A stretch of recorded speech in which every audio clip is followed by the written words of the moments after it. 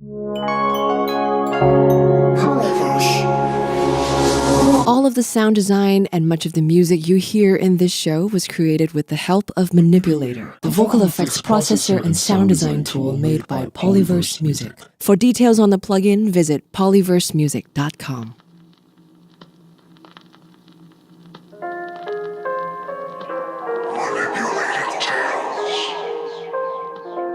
Welcome to this episode of Manipulated Tales, episode 2. I'm your guest host, Jane. Halloween's getting close, and I love this season. Plenty of candy. So this is the second episode of having a friend tell me ghost stories. And for the next story, Paul is with me here. How are you doing, Paul? Hi, Jane. I'm doing well. How are you? I'm okay. Are you creeped out yet? So I get creeped out easily, but like I admire anyone who's ever had a creepy story because they never happened to me. And I almost want it to. And I think because I've never had one, I am just so scared of any haunted anything at all.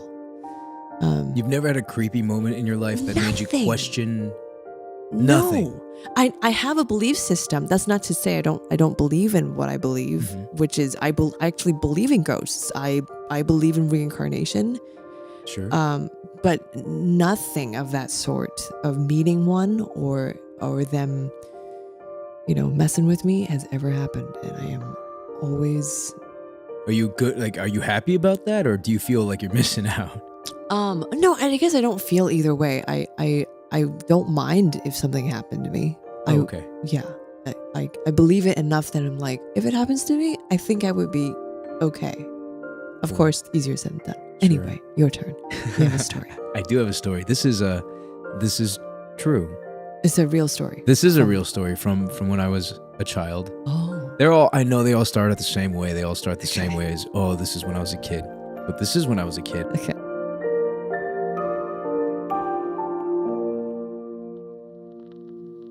When I was 9, Okay. our family moved to a new home. And it was my mom's dream home.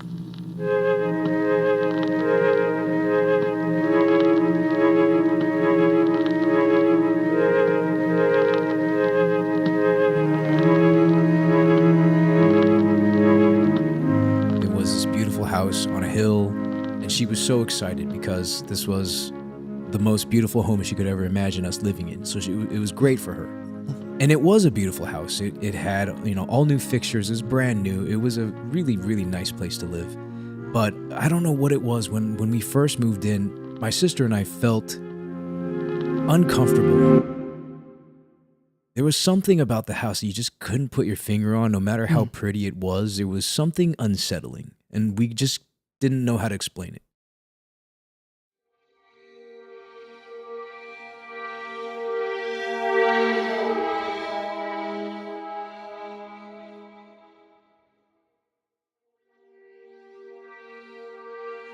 And you started feeling that immediately after you moved in? Pretty much immediately after we moved in. Okay. Yeah. Nothing really happened for a while, but it always kind of nagged at you in the back of your head, like there's something wrong here. Did it show up in like you felt cold or like? No, it was just a gut feeling. Okay. Something just kept nagging at me. In the back of my head or in my stomach, I just felt like there's something off.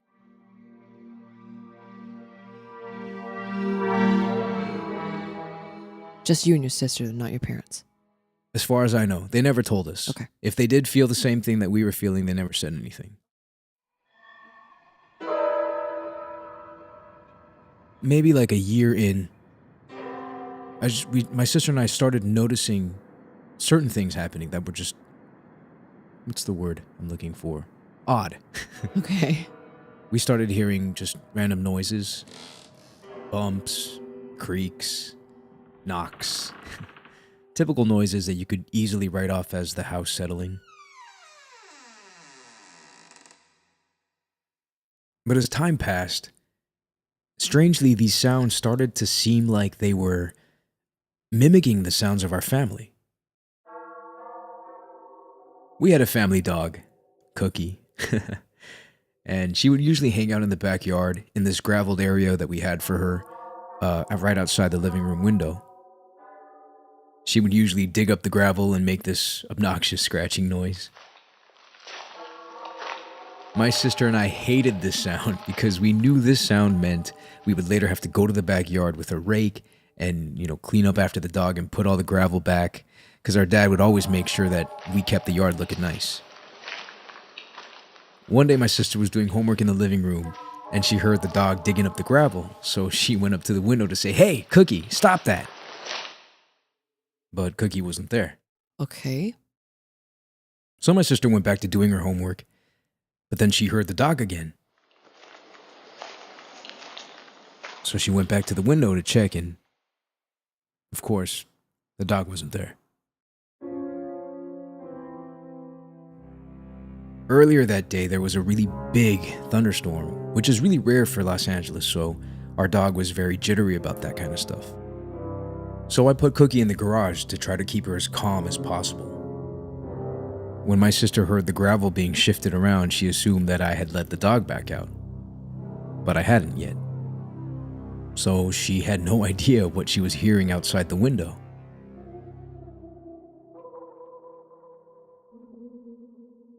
After confirming that the dog indeed was still in the garage, my sister had me go with her to the backyard to see what was going on. But when we got there, we saw the gravel and it was completely undisturbed. But the sound was coming from outside. Right. My sister distinctly heard the sound of the dog digging up the backyard, but the dog was still in the garage and the gravel was untouched.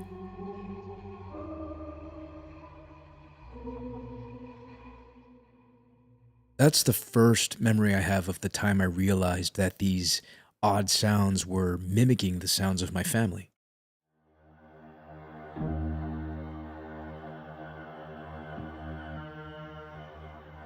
As time went on, we started hearing more sounds. Footsteps, doors closing, windows opening. Of course, any other day, these would be completely mundane, boring, normal sounds. Except oftentimes, whenever we would hear these sounds, the actions that should be attached to those noises weren't actually happening. We would hear the sound of our dad walking up the stairs, which was a very distinct sound.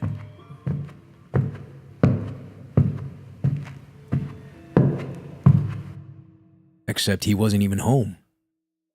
We would look to each other like, "Did you hear that?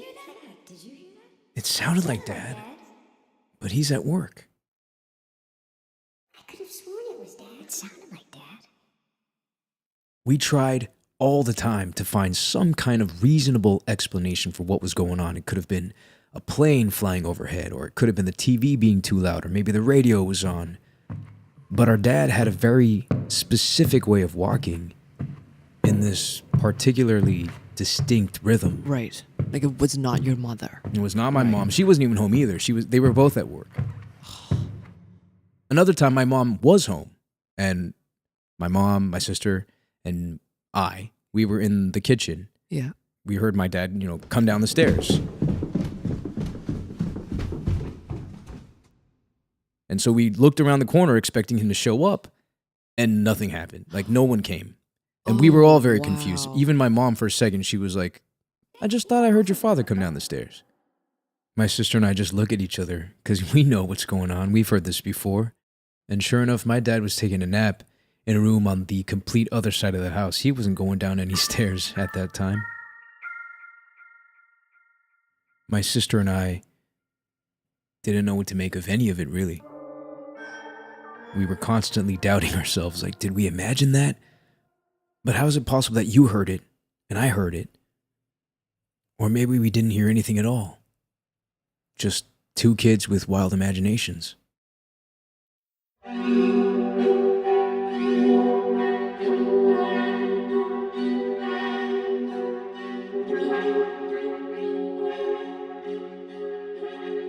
We would just go back and forth all the time. One day convincing ourselves that we were making it up. It's all in our head, just an imaginary problem.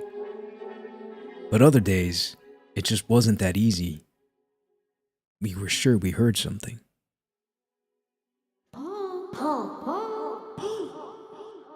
What? Yeah, the sound started really mimicking our parents more and more. It wasn't just footsteps anymore. It was the voices of our parents. Wow. Most of the time, it would be the sound of my mom calling my name. That's when my sister and I started to get kind of freaked out. We were latchkey kids, so we would go straight home from school, and we'd be home alone for anywhere from 4 to 6 hours on a given day.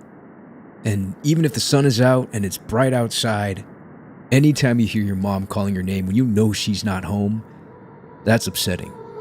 Home. I would turn and look. Of course I know she's not home. She's definitely at work, but I would still turn and look because the voice was so loud that I could swear she was standing in the doorway, or in the corner, or even right next to me. Did your sister experience these sounds too? The voices? Yeah. I think the most upsetting part, though, was a lot of the times when we would hear our parents' voices, they were really angry with us. The mimicking voices would regularly use this tone of voice that our parents used when we knew we were in trouble for doing something wrong. Sometimes they would use a happy voice to talk to us, but that only made the angry voices that much scarier.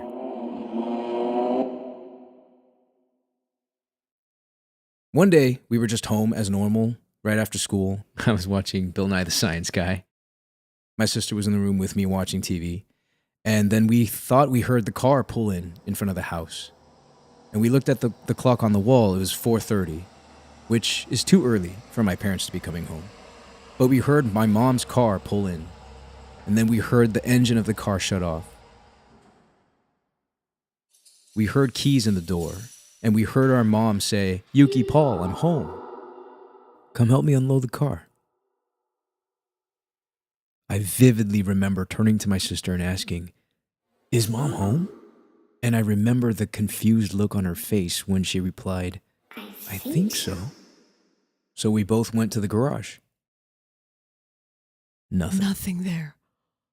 Oh, no. But I remember I looked to my sister, I said, "You heard a car?"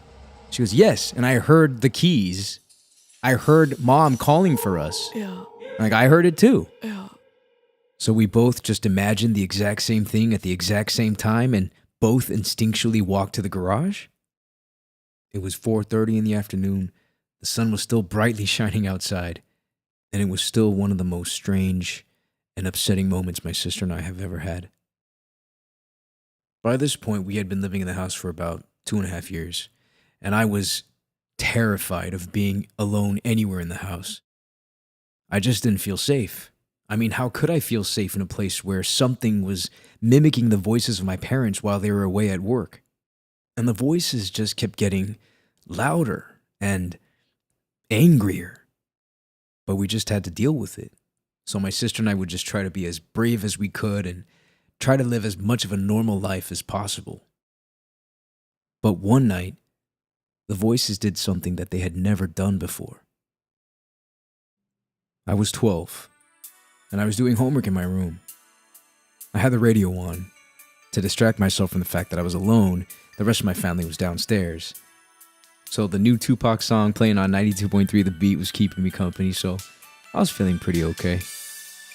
But this one part of my homework assignment was kind of tough, so I really needed to focus, and the radio was starting to get a little distracting. So I turned the volume all the way down so that I could really zone in and focus.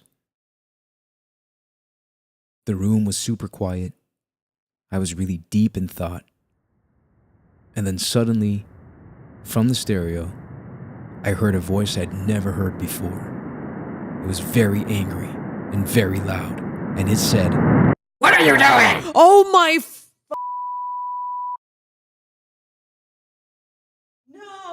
No, Paul, no. I booked it out of that room so fast. No. And I was crying my face off. I was so scared. And I wouldn't sleep in my room for like a month. It was done. I was done. And I kept telling my mom, like, I can't live in this. Like, please, I know this is your dream home, but this place is terrifying. Oh my God. What? So what did you do? Like, how long did this continue for? For as long as we were there. But I got lucky in that following summer was the last summer that I spent living in that house when I was 12.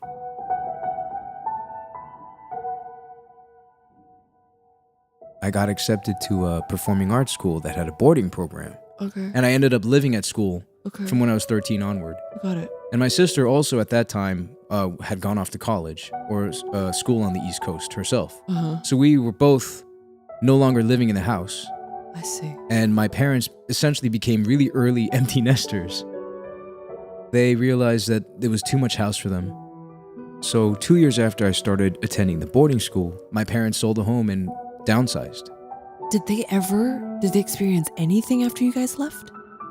Well, I didn't know this until much after.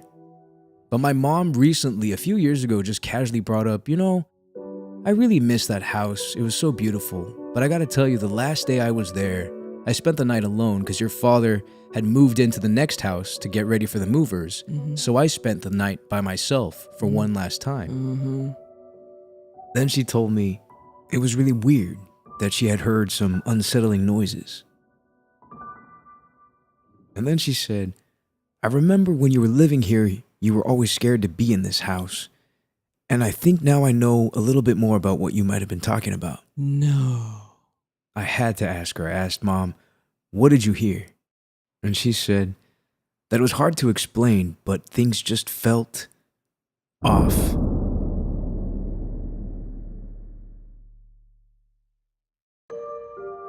And that's exactly what you guys were, the two of you were feeling. Yeah. But I just remember thinking how glad I was to know that that's all she had ever experienced in that house. Right. Because for me, it was always escalating to the point where they weren't just mimicking voices in my family anymore. They were starting to talk. I was gonna ask that what are you doing one? Is that someone's voice or? That was nobody in our family. Oh my God, I have chills. Are you seeing my chicken skin right now? Gosh, what an amazing story. That freaked me out like crazy.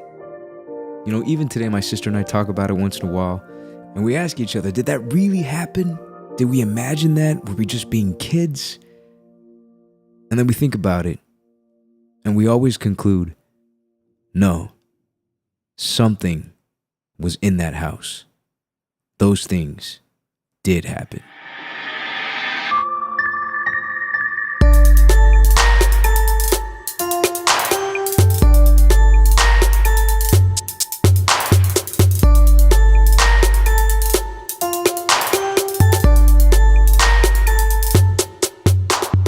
And that brings us to the end of this episode of Manipulated Tales. Thanks to Paul for sharing your crazy story. I'm glad those ghosts have left you alone. We'll be back next week with more as we continue to count down to Halloween. Additional music was provided by The Night Shift at iworkthenightshift.com. If you have a scary story and you haven't shared with me, please write it in the comments below. I would love to read them. Happy Halloween, and see you back here soon. Additional music was provided by Jane Louie at JaneLui.com. Additional music was also provided by Paul Date at PaulDateh.com. Visit polyversemusic.com.